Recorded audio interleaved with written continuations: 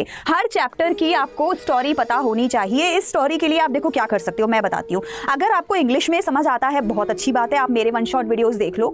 इसके अलावा अगर आपको हिंदी में देखना है तो बहुत सारे यूट्यूबर्स हैं जिन्होंने हिंदी में समरी बनाई है। कुछ छोटे छोटे गाइड्स भी आते हैं जिन गाइड्स में आपको हिंदी में समरी एक पैराग्राफ में बता दी जाती है कि इसकी क्या समरी है। इसके अलावा बहुत सारे वेबसाइट्स हैं ओके, जिनमें इंग्लिश में और हिंदी में समरी आपको मिल जाएगी। आप गूगल पे जाओ, वहां पे सर्च करो फायर एंड आइस समरी इन हिंदी, आपको हिंदी में वहां समरी लिखी मिल जाएगी। लेकिन देखो, मैं एज एन इंग्लिश टीचर आपको सजेस्ट करूंगी, don't go with this English thing.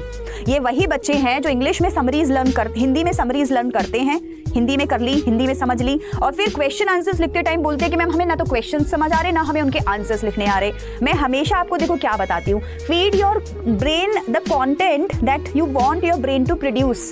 आपके ब्रेन को क्या प्रोड्यूस करना है एग्जाम में? क्वेश्चंस के आंसर। कौन सी लैंग्वेज में? इंग्लिश में। तो आप क्या पढ़ना, आपको क्या पढ़ना चाहिए? हिंदी में पढ़ना चाहिए या इंग्लिश में पढ़ना चाहिए? बताओ मेरे को। आपको इंग्लिश में ही पढ़ना चाहिए। तो आप अगर समरी भी पढ़ रहे हो, एनालाइज कर रहे हो चैप्टर को, क्वेश्चन आंसर्स पढ़ रहे हो, उसका कहीं पे किसी पोम का सेंट्रल आइडिया पढ़ रहे हो, everything has to be in English. अगर ये हिंदी में है, सुनो मेरी बात, तो आपने अपने ब्रेन को हिंदी समझा दी अच्छे से, गुड, टॉपिक समझ आ गया, स्टोरी समझ आ गई, बहुत अच्छी बात है। लेकिन अब जब आप उसको लिखने जाओगे तो वहां तो हिंदी ही बोलेगा ना। आपका ब्रेन आपको क्या देगा? क्या कंटेंट देगा? आपका ब्रेन आपको हिंदी ही देगा।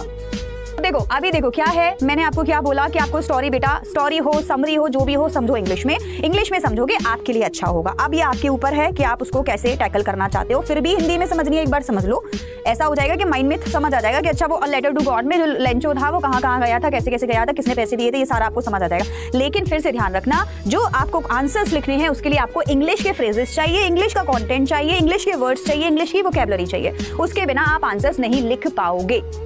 Am I clear with everyone? बात समझ में आ रही है मेरी, मैं क्या कहना चाहती हूँ?